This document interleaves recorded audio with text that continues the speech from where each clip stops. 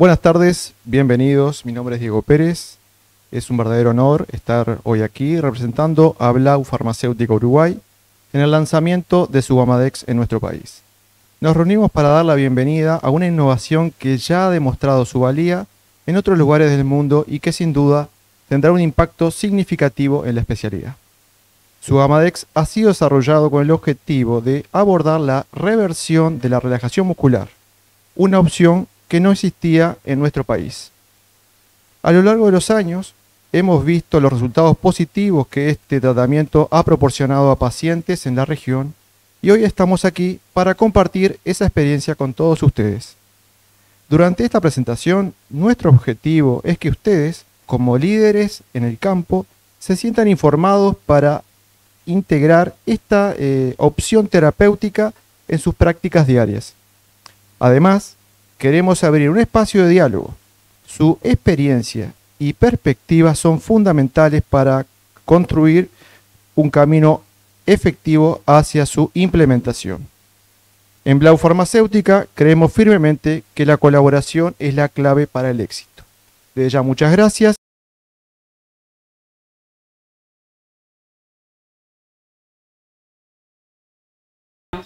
Hola, muchas gracias Diego. Bienvenidos a todos al coloquio de bloqueo neuromuscular y seguridad del paciente. En el día de hoy contaremos con dos expertos anestesiólogos, el doctor William Batista, que es nuestro anfitrión, y nuestro anestesiólogo invitado del extranjero y amigo de la casa, Cristian Rocco. Ambos discutirán varios aspectos como bloqueo neuromuscular, la monitorización, el bloqueo profundo, todo con un enfoque de la seguridad del paciente. Además abordaremos desafíos que se enfrentan hoy varios países de América Latina sobre este tema. Les recordamos que pueden hacer preguntas sobre el transcurso del coloquio y una vez finalizada la sesión.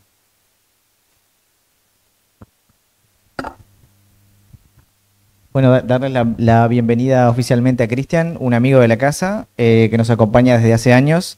Y bueno, enfatizar la importancia que tiene este tema para nosotros, agradecerle al laboratorio por auspiciar este evento. Y bueno, estamos deseosos de compartir con ustedes esta conversación, que va a ser más una conversación que una conferencia, que pretendemos que sea lo más informal posible, pero cargada de información respaldada en la evidencia y en la experiencia clínica también, que en eso Cristian nos puede aportar mucho. Te agradezco, William. La verdad es que yo me siento muy cómodo y ustedes lo saben, desde muchos años que ya estoy visitando Uruguay y me siento nomás parte de la casa, así que le doy las gracias de nuevo por la invitación. Y la idea de esto es básicamente eso, tener una conversación amena, tranquila. Yo creo que la información científica hoy en día, por los datos, internet, es algo que uno lo puede buscar rápidamente, pero el tener una conversación sobre experiencias y además juntar un poco la base científica o la evidencia que hay y además tratar de cruzarla con la seguridad del paciente, enfocando todo esto finalmente en la atención integral de nuestros pacientes, yo creo que ese es el foco que le quisimos dar hoy. Y para empezar yo los quiero desafiar y lo primero que queremos hacer es tratar de jugar con ustedes y si pueden vamos a hacer unas 4 preguntas que es solo para poner, digamos, la justificación de lo que queremos conversar hoy día en este coloquio. Así que si pueden escanear el código QR e ir ingresando al juego. Dale.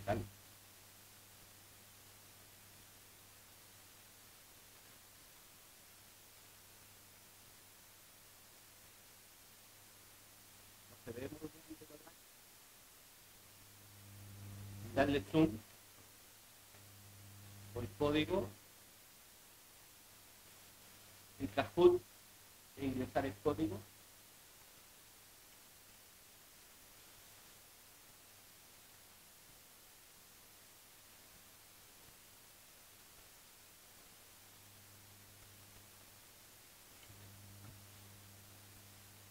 Ya tenemos 7 participantes. Básicamente la idea de esto es que la idea es, como les dije, básicamente tener la justificación de empezar una conversación y tantear un poco y tomar un poco la temperatura en relación a qué es lo que entendemos en nuestra práctica diaria con el uso de los bloqueos neuromusculares y las complicaciones que puedan tener.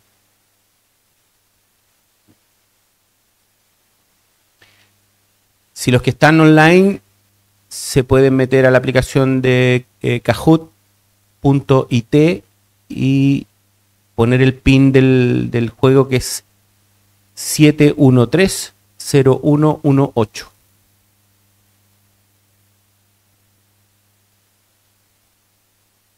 Pero no se preocupen, si no pueden jugar y van a ver las preguntas, lo que me interesa es que si ven las preguntas que van a tener a continuación y no pueden participar del juego, sí nos interesa que hagan sus comentarios durante la transmisión, porque nos van a servir también para ir guiando la conversación. Así que empecemos, no quiero que perdamos la oportunidad de seguir conversando. Entonces, van las preguntas, tienen 30 segundos para contestar.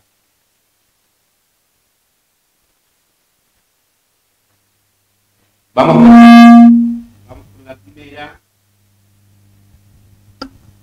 ¿En cuánto estima la incidencia de bloqueo neuromuscular residual en su institución? 0 a 10, 10,1 a 20, 20,1 a 30, 30,1 a 50, 50,1 a 70 o más de 70%. Contesten. Ya tenemos 6 respuestas, 7, 8, muy bien. La pregunta es, ¿en cuánto estima la incidencia de bloqueo neuromuscular residual en su institución? Quedan 3 segundos y vamos con las respuestas. 44% de los encuestados dice que va entre un 20 y un 30%. Hay después 22 que va entre 0 y 10 o 50 y 70. Y un 11% que va entre el 10 y el 20. Perfecto. Lo dejamos anotado para que después vamos a la conversación. Segunda pregunta. ¿Siempre revierte el bloqueo neuromuscular al final de la cirugía? ¿Sí o no? La pregunta es si siempre revierte el bloqueo neuromuscular al final de la cirugía. ¿Sí o no? Obviamente con anestesia general.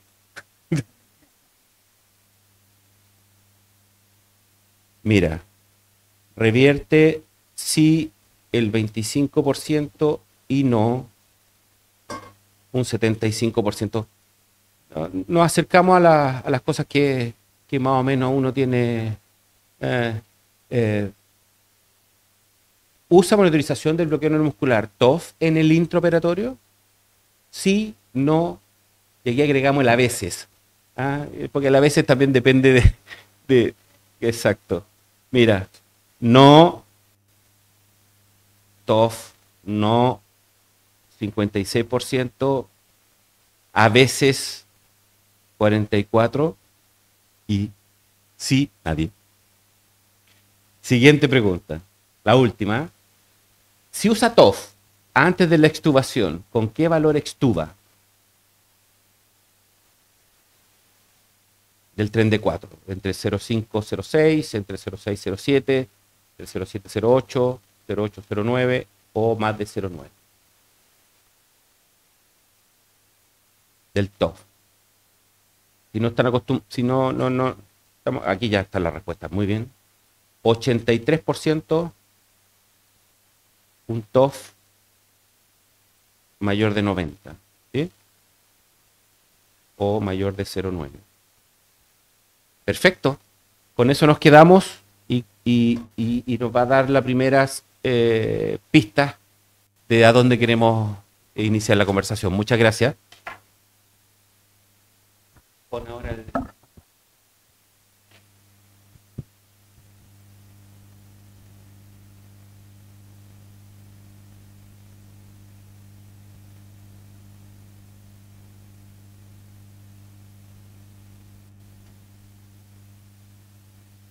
Bueno, muy bien. Bueno, antes de seguir avanzando con alguna pregunta del público, me gustaría introducir un tema y es si generalmente, ¿qué opinan sobre la no utilización de relajantes musculares, ¿sí?, en determinadas cirugías cuando se utiliza activa y remifentanil? Voy a partir yo para empezar a generar la discusión. Mira, yo creo que tenemos que partir por conversar primero por las distintas realidades que atravesamos los países en Latinoamérica. Yo vengo de una práctica en hospitales chilenos y también en sistemas privados de salud chilenos, donde las restricciones no son cosas del día, sino que más bien las restricciones son por disponibilidad más que por restricciones de tipo económico. Y hay disponibilidad de un arsenal de drogas lo suficientemente amplio como para poder decidir.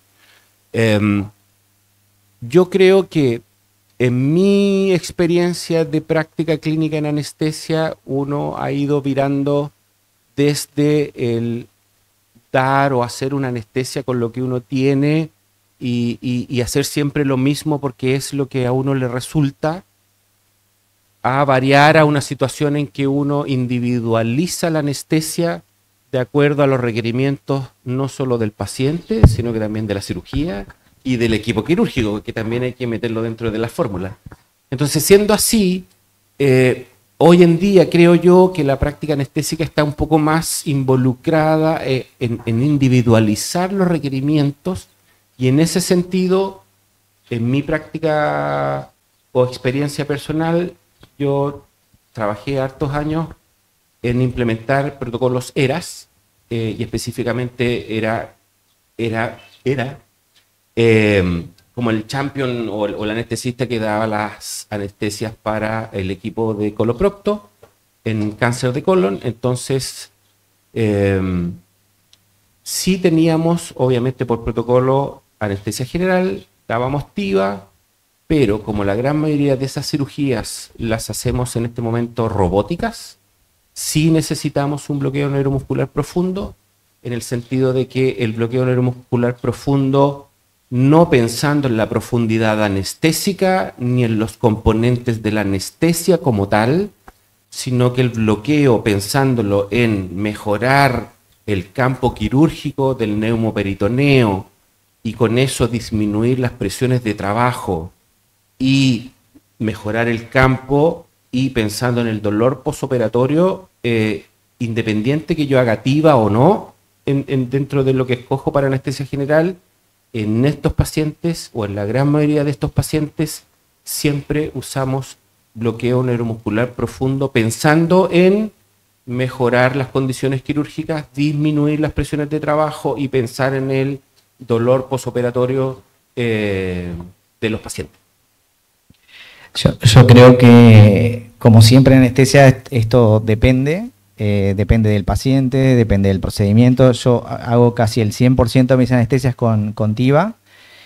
Los que hacemos TIVA tenemos tendencia a usar muy poco relajante muscular en casi todos los pacientes, pero por supuesto que eso depende de la situación, del paciente, de la cirugía. Si yo tengo una cirugía grande, prolongada, en un paciente obeso, que sé que me va a dar trabajo ventilar, por supuesto que en esos pacientes voy a elegir curalizarlo. También depende si dispongo o no de neuromonitoreo, monitoreo de la profundidad anestésica, porque en Uruguay eso es algo que no está disponible en todos lados. Entonces, si yo tengo que elegir, prefiero no curalizar si no tengo monitor de profundidad anestésica, porque el movimiento es un parámetro más para saber si el paciente está despierto o no. Por supuesto que eso va a depender del requerimiento quirúrgico. Una cosa es una cirugía de mama, de tiroides, otra cosa es una cirugía abdominal, como decía Cristian. También depende del paciente. Un paciente frágil, anciano, desnutrido, a ese paciente, si yo lo tengo que dormir a última hora, sé que no tengo personal en la recuperación y ese paciente va a ir a sala. No tengo monitor de relajación muscular, como pasa en algunos lugares. O sea, a ese paciente voy a elegir curalizarlo lo menos posible, porque quiero evitar el bloqueo residual y no tengo las herramientas para mejorar mi práctica con todas esas restricciones. Entonces creo que Me parece, Cristian, que el mensaje es que uno tiene que adaptar la práctica, como siempre decimos, ¿no? Adaptar la práctica, la técnica al paciente y no el paciente a la técnica, y a las propias restricciones que tenemos en los países de Latinoamérica y a veces con diferencias en el mismo país, en la misma ciudad, enormes entre un prestador y otro, ¿no? Tenemos prestadores donde tenemos todo para trabajar, tenemos todos los monitores, todas las drogas, y tenemos otros donde realmente tenemos una disponibilidad muy limitada, tanto de recursos farmacológicos, como de instrumental de monitorización, como de personal para monitorear a ese paciente. A veces tenemos trabajos en múltiples lugares, tenemos que ir de un lugar a otro, no tenemos tiempo de quedarnos con el paciente. Bueno, todos son factores que influyen, me parece, en la decisión que uno toma, y a veces balancear todo eso no es nada sencillo. Bien, entonces podemos decir que la no utilización o la utilización de relajantes musculares dependerá del tipo de paciente, del tipo de cirugía y de la habilidad del anestesiólogo para manejar la técnica como la TIVA, ¿no?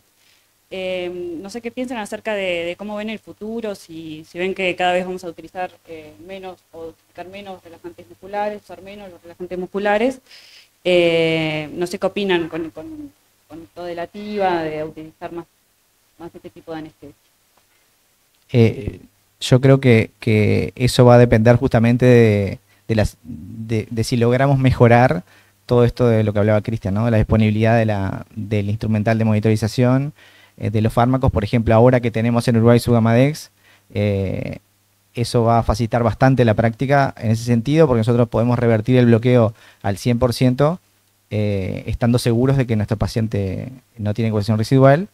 Y eso es un punto de partida muy diferente de si no lo tenemos y tenemos que usar otro relajante. Nosotros creo que es una práctica habitual, nosotros nos confiamos mucho en la duración de acción del atracurio, demasiado. Es mentira que el atracurio dura 30 minutos, eso en todos los pacientes, eso no es así. Creo que todos los que tenemos algo de experiencia nos hemos quedado ventilando a un paciente que hace 1 hora y media que le hicimos el último repique de atracurio y todavía no se curariza, y sabemos que no está curarizado, que está curarizado todavía, aunque no tengamos monitores.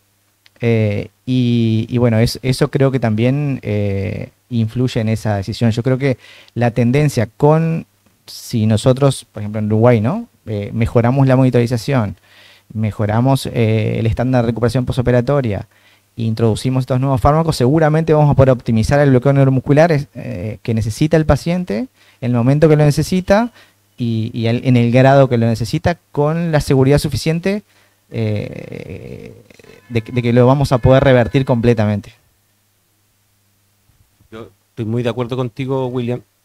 Solo agregar que me parece muy interesante que en la actualidad el conocimiento que tenemos ahora de la farmacocinética y la farmacodinámica de los fármacos es muy distinta a la que había antes. Siempre, años antes, había algo de magia en la anestesia y como que siempre algo teníamos guardado. Pero hoy día son mucho más predecibles los efectos y las condiciones, pero no olvidemos que trabajamos en medicina y con seres humanos y que no podemos extrapolar y que en medicina no existe ni el siempre ni el nunca. Y que, como a veces dicen nuestros propios maestros, dicen en algún momento nos va a pillar la estadística y nos va a tocar este paciente que no revierte, este paciente que por factores de riesgo va a tener más efecto que lo normal o por alguna modificación de alguna enzima que no sabemos, que no hemos detectado, que no existe el examen. Nos va a tocar un paciente que va a salir de la norma porque trabajamos constantemente en una campana de Gauss. Entonces, pensando así, claro, tenemos la responsabilidad nosotros como profesionales y además tratar de extrapolar esta responsabilidad a los sistemas de salud y a la jefatura y a los servicios de la importancia que es trabajar con los mejores estándares en pro de nuestro paciente, que ese debería ser el centro. Siendo así, claro, yo podría restringir el uso de ciertos fármacos, tratar de justificar cuándo ocupo uno y cuándo ocupo otro, pero eso hace bien en el sentido de el ejercicio, de poder justificar, de poder estudiar y de poder aprender cuándo puedo no usarlo, y si voy a usarlo, claro, tengo que tratar de usarlo bajo los estándares los mejores estándares de práctica clínica para asegurar de que no existan complicaciones ni riesgos derivados de lo que estoy usando. No sé si se entiende, pero yo creo que es muy importante porque nosotros somos los responsables finalmente de lo que ocurra con nuestros pacientes. Y pensando en la primera pregunta de cuánto creemos nosotros que es la incidencia de bloqueo neuromuscular residual, un poco pasa por eso. Muchas veces nos centramos en el intraoperatorio y no seguimos nuestros pacientes. Y hoy día más que nunca nosotros como anestesiólogos somos responsables del perioperatorio. Y ya en algunas partes, incluso en Chile, la residencia ahora, la especialidad se llama medicina perioperatoria y anestesiología. Porque nosotros nos estamos encargando de las prehabilitaciones, de mejorar la condición de nuestros pacientes hasta que entren a quirófano, damos la anestesia y además nos preocupamos del postoperatorio, no solo del dolor, sino que también de complicaciones asociadas. Y en ese sentido tenemos que saber qué está ocurriendo con nuestros pacientes en el postoperatorio, y es por eso que queda esta sensación de que yo creo que es poco el bloqueo neuromuscular. El problema es que no lo estamos buscando. Y si lo buscáramos como definición, se darían cuenta que el porcentaje puede ser muy alto. Y eso te da para pensar, o sea, si estoy usando esta droga en el intraoperatorio que puede tener efectos inmediatos en el postoperatorio, vaya, tengo que preocuparme de ver qué está pasando con mis pacientes. Yo creo que estamos subestimando además las complicaciones derivadas de la coagulación residual.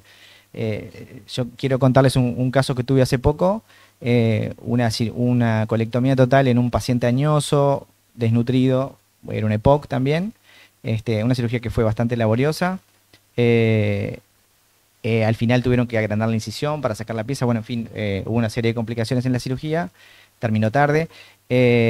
Yo tuve que repicar el relajante 20 minutos antes para que pudieran cerrar la pared, estaba con tensión, en fin, estaba con anestesia intravenosa.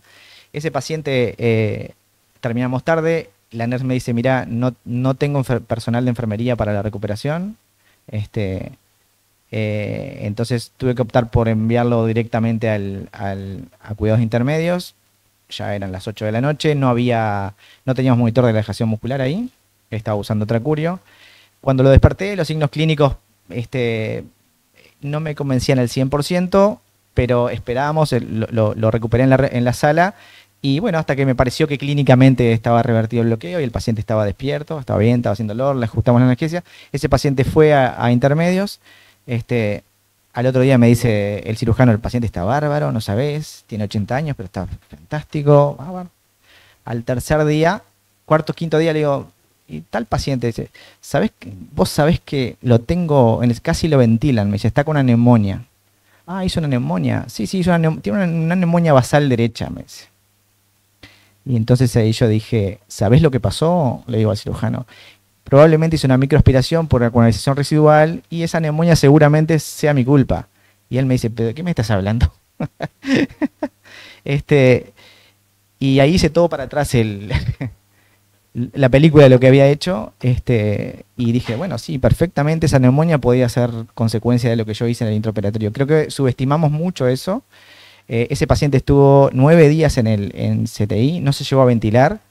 Eso insumió un costo enorme para la institución, ¿no? Cada día de cama en CTI para el paciente, que seguramente demoró meses en recuperarse de ese evento. Y en fin, bueno, creo que las consecuencias de las cosas que hacemos, cuando uno sigue a los pacientes, sí son evidentes, pero si no, creo que pasan debajo del radar y no somos conscientes de eso. Y hablando un poco de el costo que tiene, por ejemplo, la monitorización y el personal de enfermería en recuperación, ese paciente seguramente se gastó el valor de 3 o 4 monitores de relajación muscular en esa estadía en CTI, perfectamente. Entonces creo que esa dimensión de lo que nos pasa con este tema y seguramente con otros temas relacionados con esta problemática, creo que es algo que tenemos que empezar a ser conscientes de eso, ¿no? Bien, abordando un poco el tema de seguridad respecto al paciente que recién estabas contando, ¿qué recomendaciones realizarías para disminuir esta complicación, tanto en la unidad de postoperatorio como en el caso del personal de enfermería, e incluso en nuestro accionar como anestesiólogo? Me hace mucho sentido lo que dice William, y vuelvo a reafirmar que esto era lo que teníamos que hacer. O sea, yo creo que más que presentar datos y revisiones bibliográficas, yo creo que esto es lo que finalmente lo que nos importa, es tener una conversación franca. Solo para que vamos pensando, el bloqueo neuromuscular residual existe, es una entidad real y que produce y que tiene consecuencias que incluso pueden ser mortales. Las frecuencias son ahí variables y está muy bien los que contestaron entre el 20 y el 30, que es más o menos lo que habla la literatura, pero podemos tener, si lo buscamos como tal, como definición y le hacemos TOF a los pacientes en la recuperación y viéramos cuántos de esos que salen con anestesia general con uso de bloqueo neuromuscular tienen un TOF menor del 0,9, créanme que es más del 30%. El problema es que yo creo que no tenemos que esperar a que nos pase un paro por hipoxia o una hipoventilación severa en la recuperación para ahí pensar en el tema. Y pensando en las recomendaciones que me dicen a Laura, se me viene a mí a la mente al revés. De las instituciones que yo he trabajado en Chile, en algún momento, claro, nosotros con el boom de la notificación de incidente y la seguridad en anestesia y dándole, aparecieron notificaciones de pacientes que desaturaban en recuperación. Entonces, claro, esto fue al revés, producto de un paciente que hizo una desaturación más o menos severa en la recuperación y tratando de buscar las causas claro, tuvimos que revisar el tema, primero ver de qué se complicaban nuestros pacientes en la recuperación y de eso cuánto era en relación a la vía aérea, cuánto era por hipoventilación por fármacos, cuánto era por bloqueo neuromuscular, y nos empezamos a dar cuenta de una cantidad de riesgos que no teníamos en mente, porque finalmente esto explotó por un incidente, pero de ese incidente de hipoventilación severa, por lo menos tienen que haber habido 1000 pacientes más, y se los aseguro, que no anduvieron por ahí y que alguien le levantó el mentón, alguien le dio un poco de oxígeno, lo dejaron un poco más en la recuperación y vamos. Entonces, a eso voy. Primero, no debemos esperar el daño grave como para ahí recién preocuparnos del tema. Y eso dio una serie de acciones que finalmente influyeron en que el bloqueo neuromuscular residual va a seguir existiendo. El problema, el punto ahora es que la gravedad no es la misma, porque estamos atentos a lo que ocurre, hicimos acciones para prevenir, y dentro de esas acciones, yo les cuento bien rápido. Uno, entrenamos al personal en manejo de hipoventilación en la recuperación, al personal, a NERS y auxiliares, y ya había un anestesiólogo que estaba en la unidad de recuperación para evaluar las altas, por lo tanto, ya teníamos eso. Si no lo tienen, la recomendación es esa, de que hay un profesional que esté encargado de las altas de la recuperación. Entrenamos al personal, nos dimos cuenta que en el área de recuperación de posanestesia hay mucha rotación de personal. Es un área en la cual no se quedan trabajando mucho rato el personal, es como de pasada, es como si son buenos, rápidamente los suben a otras áreas y los que se portan mal quedan ahí, o los nuevos quedan ahí. Entonces, es duro. Entrenamos al personal, educamos sobre manejo de la vía aérea, educamos sobre maniobras de ventilación mientras llega personal más capacitado. Hicimos educación sobre monitorización de bloqueo neuromuscular en el intraoperatorio, pero ojo, también en la recuperación. Y pusimos un TOF en la recuperación y les enseñamos a las NERS a usar el TOF. Entonces, llegó un momento en que, y a mí me pasó, me llamaron con una paciente añosa que yo dejé, me dijeron, oye, tiene un TOF menor de 0,7, está ventilando mal, así que ven a poner el Sugammadex. Así. Y yo tuve que ir. Yo mismo le había enseñado, yo mismo había capacitado, y qué mejor me tocó a mí.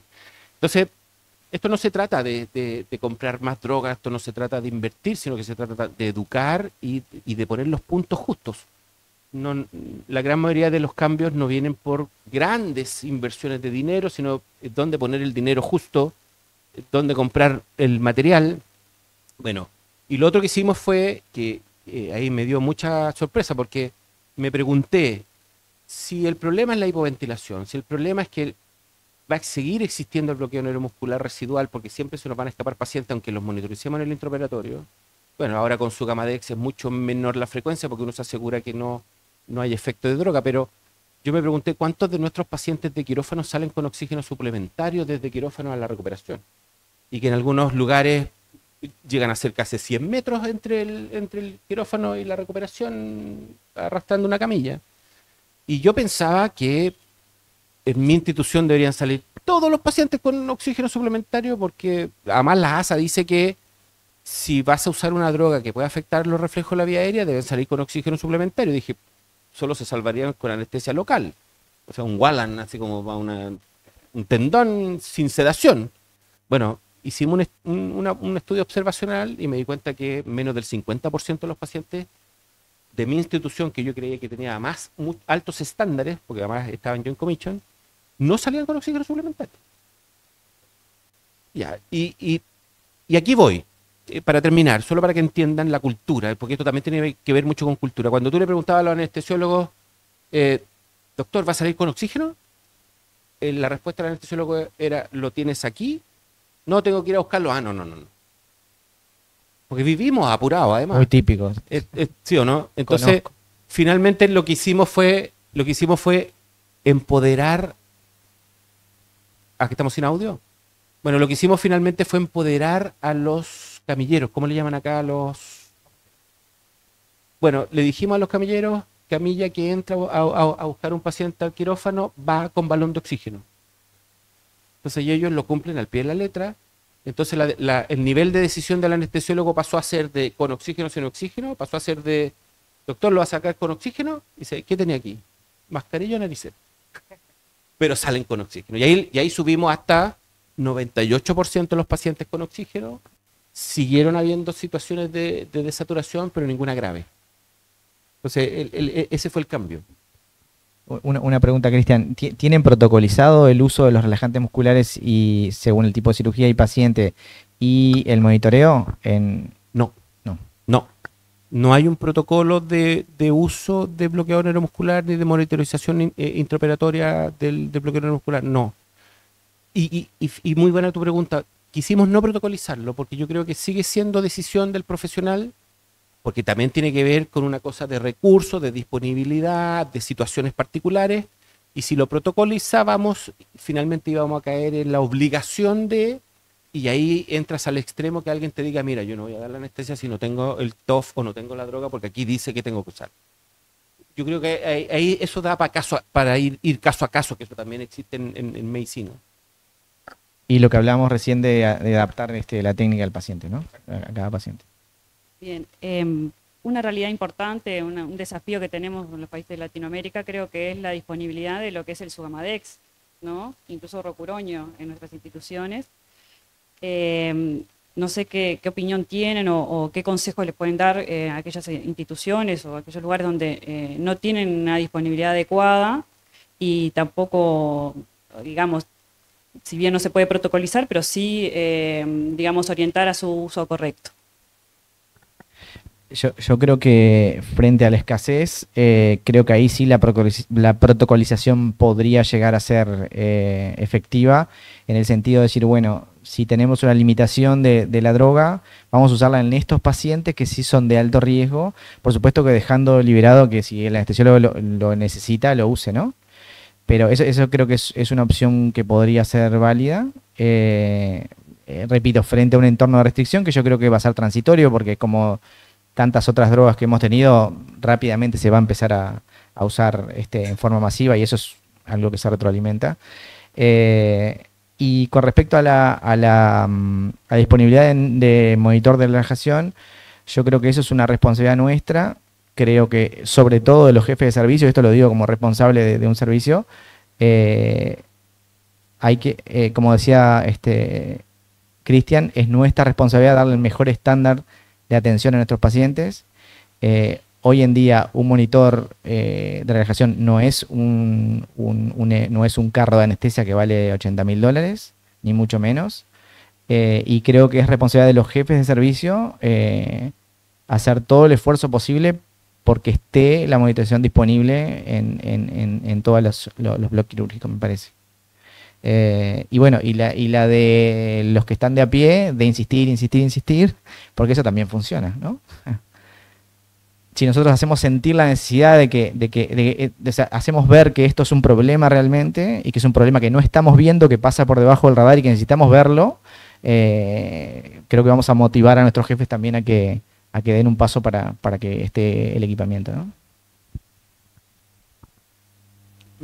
Yo me encanta que tengamos estas conversaciones porque finalmente a mí me hace mucho sentido lo que estamos hablando. Hoy, con la salida del Sugamadex, ya no debería ser un problema el uso del bloqueo neuromuscular, pero sigue llamando la atención, por ejemplo, que en Uruguay se ocupe más atracurio que rocuronio, siendo el rocuronio una droga muy segura y que más tiene su nicho probado, la intubación de secuencia rápida versus la Suxi. Es una droga que es muy estable y que frente a los riesgos, claro, podemos conversar de anafilaxia, pero frente a los riesgos de la anafilaxia versus el bloqueo o el neuromuscular residual, la aspiración, la neumonía, no creo que sea un tema.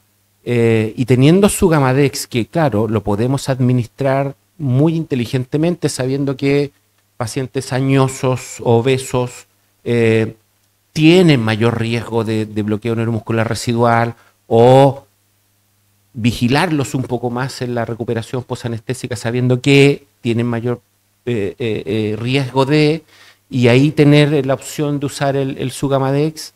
Créanme que tampoco es una locura. Me refiero a que yo en mi práctica, no teniendo restricciones de uso de Sugamadex, créanme que yo no uso 16 miligramos por kilo en los pacientes. Eso es. Yo creo que nunca he usado 16 miligramos por kilo en un paciente. No, inclusive ya hay trabajos que muestran que con dosis mucho más bajas se logra revertir el bloqueo con dosis de 3, 4 miligramos, son suficientes. Eso es, y por eso a eso voy, que tampoco es una locura, o sea, tampoco es una inversión gigante. Darle seguridad a los pacientes versus los beneficios de tener un bloqueo neuromuscular cuando se necesita un bloqueo neuromuscular. A eso voy. Y eso es súper importante recalcar. Ojo, los signos clínicos de decurarización, o sea, de bloqueo, por decirlo así, no sirven. Porque, claro, muchos me dicen, no, yo veo que el paciente esté ventilando, que mueve el tórax, que no tiene polipnea. Es una ilusión. Y sí, créanme que ustedes saben, esto es operador dependiente. Y si estoy apurado y tengo que irme a la casa, voy a ver que el paciente va a estar bien. Entonces, ojo. Y por eso que el TOF es además una medida objetiva, de medición real de lo que está ocurriendo con nuestro paciente y que además podemos comparar cosas. O sea, lo que tú ves no puede ser perfectamente distinto a lo que yo veo, pero lo que medimos realmente objetivamente sí podemos comparar. Yo quiero mencionar algo que mencionaste al pasar, que es el uso de los relajantes musculares para la intubación y la ventilación. Yo creo que en Uruguay, y lo vemos en nuestros entrenamientos acá en los cursos de simulación de crisis en vía aérea, todavía hay muchos colegas que le tienen temor a la curarización en pacientes donde ven algún predictor de vía aérea difícil, no en los que realmente vas a intubar sabés que son difíciles, o en aquellos que tienen predictores de ventilación difícil. Y bueno, y es entendible tal vez por el hecho de que todos tenemos miedo de curarizar a un paciente que no sabemos si lo vamos a poder ventilar, a pesar de que está bastante demostrado que el problema de la ventilación y la intubación mayormente se debe a la falta de relajación muscular y no al revés. Pero bueno, creo que hoy en día con Sugamadex tenemos la posibilidad de usar intubación con dosis plenas de rocuronio, con muy buenas condiciones de relajación al minuto, y si no podemos intubar o ventilar al paciente, le podemos revertir rápidamente con una dosis 16 miligramos kilo y tenemos al paciente ventilando. Y eso es otra herramienta que tenemos que introducir en la práctica, y para la cual el Sugamadex es valioso, ¿no? La combinación de rocuronio y Sugamadex. Y solo para reforzar, créanme que intubación de secuencia rápida, 1.2 miligramos por kilo rocuronio, y tengo que revertirlo con su Gamadex, eso es más rápido que la succi. Mucho menos riesgo de hipoxia y de arritmias, ¿no? Y de paro por succinilcolina. Bueno, muy bien, muy interesante todo lo que han planteado. Tal vez podemos dejar un espacio para preguntas. Acá. Un momento, ya. Alcanzamos un...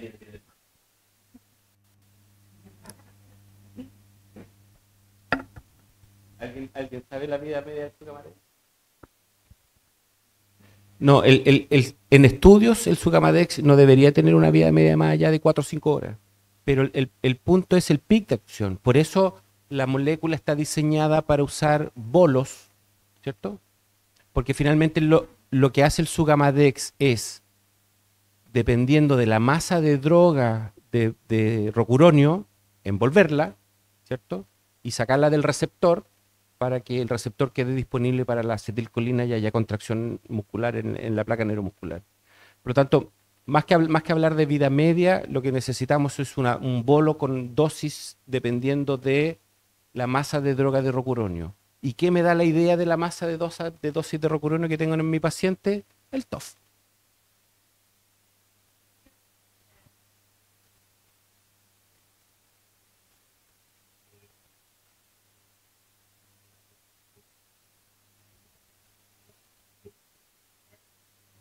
No, si usaste, por eso digo masa de droga. Por eso, piénsalo así, masa de droga. Si yo ocupé 1,2 miligramos de rocuronio para intubación de secuencia rápida, la masa de droga disponible de su Gamadex en esos primeros minutos es total, ¿cierto? No hay metabolización hepática todavía del rocuronio, por lo tanto, la disponibilidad de rocuronio en los receptores de acetilcolina es gigante. Y por eso entonces tengo que usar 16 miligramos por kilo de su Gamadex para ir a envolver todas esas masas de droga. Y eso me lo da el TOF. Si tú le haces TOF a ese paciente que le pusiste 1,2 miligramos de rocuronio, no hay respuesta. El TOF no va a tener respuesta. Entonces eso me dice que estoy con bloqueo neuromuscular máximo y tengo que ocupar dosis máxima de rocuronio. Es distinto cuando tú estás terminando una anestesia, ¿sí? Y ahí tú dices, bueno, voy a hacer el TOF, tengo un TOF que es menor de 0,9 o mayor de 0,4, la masa de droga es distinta, por lo tanto los miligramos de su Gamadex son distintos para envolver la droga y sacarla del receptor. Es básicamente pensando en cuánto su Gamadex necesito para revertir cuánto rocuronio que anda dando vueltas. Bueno, muy bien. ¿Alguna otra pregunta?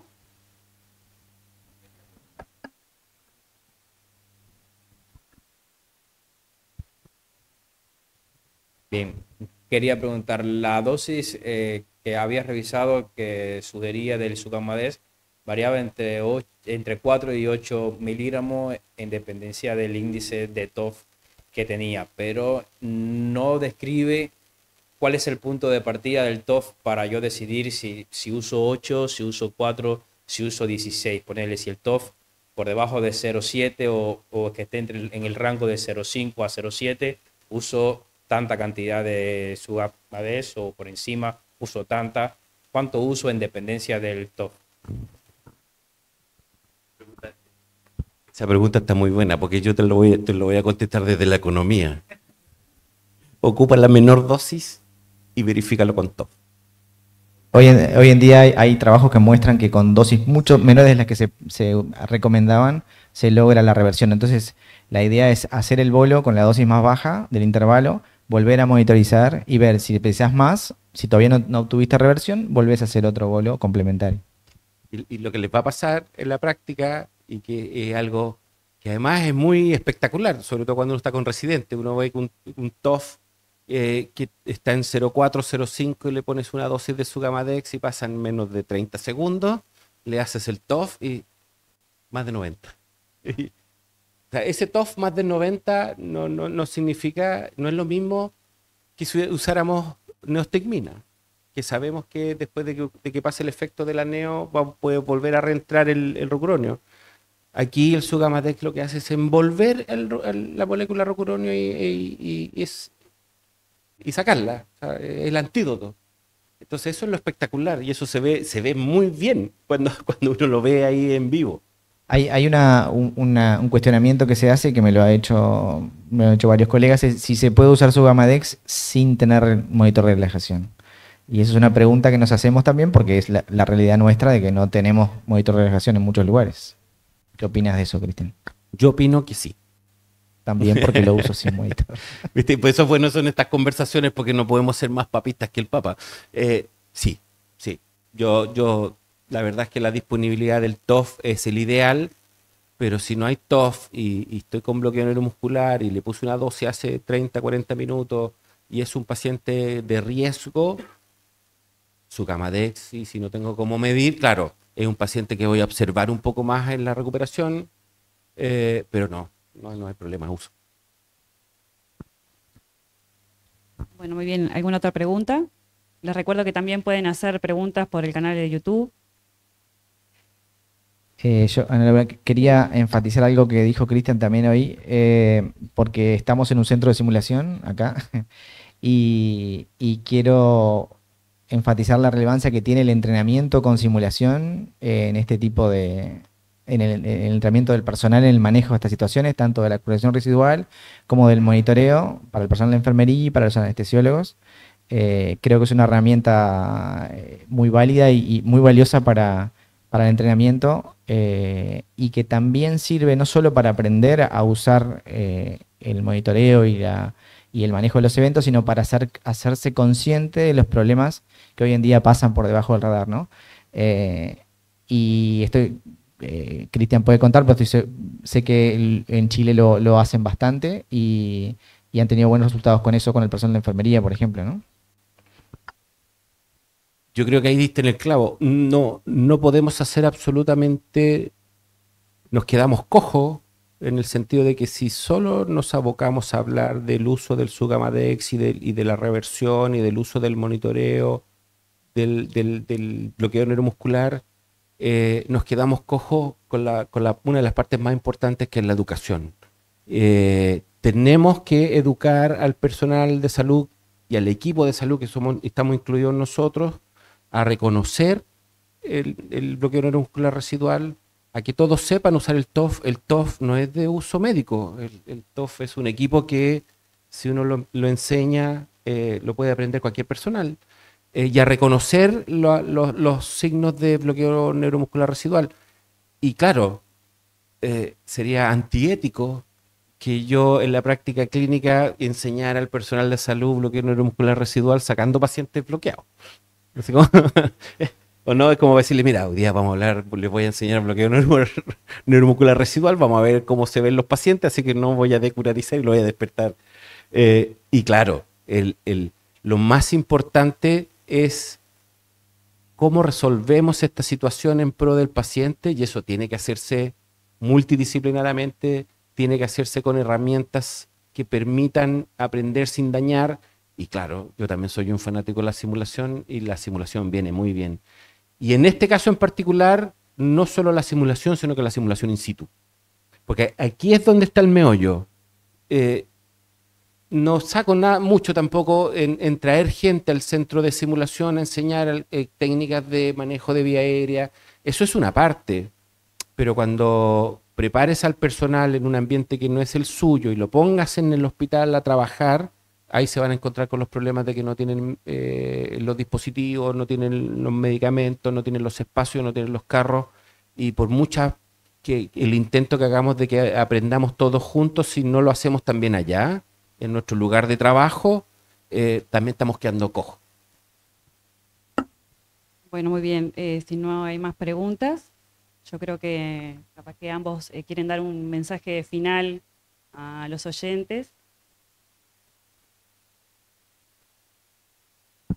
Bueno, en definitiva, yo creo que tenemos que centrarnos en la evaluación objetiva del problema, que el foco siempre tiene que ser la seguridad del paciente, que tenemos que ser flexibles y adaptar nuestra práctica a los recursos disponibles, a la situación del paciente, al paciente que tenemos enfrente, sin dejar de lado el objetivo de ir siempre en pos de mejorar la calidad de lo que hacemos. Y eso implica también ser insistentes en contar con los recursos y con el personal necesario. Creo que ese sería mi mensaje. Yo estoy muy de acuerdo con William. Vuelvo a darle las gracias por la invitación. Yo me siento como en mi casa. Solo reforzar. Y hablaste un tema que a mí me importa mucho, que es la seguridad del paciente, pero también la calidad. Cuando uno habla de calidad, es simplemente ser eficiente con los recursos y darle a los pacientes lo que necesitan, ¿cierto? Y eso no es ni más ni menos. La calidad es eso.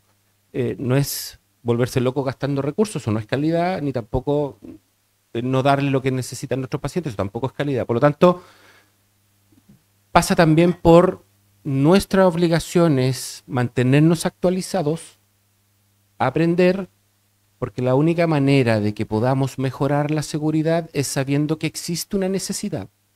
Y cuando nos damos cuenta que la necesidad existe, ahí podemos generar las instancias para que las cosas ocurran. Y eso significa que muchas veces no es invertir grandes recursos, sino que es coordinar, sino que es comunicar, enlazar con la gente correcta en el momento correcto, y eso no involucra dinero. Muchas veces pasa por hacer proyectos. Muchos de nosotros tampoco sabemos hacer proyectos ni cómo pedir las cosas y nos quedamos en la queja, nos quedamos en quejarnos, en decir que esto no está bien, pero cuánto finalmente nosotros aportamos a la solución del problema es nuestra responsabilidad. Y en la medida que sepamos y aprendamos, vamos a conocer nuestras necesidades y no podemos saber las cosas que ocurren si no las medimos. Si no está medido, no existe. Y eso es parte de la mejora continua. Bueno, y para finalizar, queremos hacer un especial agradecimiento al laboratorio Blau Pharma, ¿sí?, por auspiciar este evento, a la Sociedad de Anestesiología del Uruguay por ser la anfitriona y a nuestro especial amigo Cristian Rocco por visitarnos en esta instancia. Muchas gracias, Cristian, muchas gracias, William, y bueno, muchas gracias a ustedes por participar.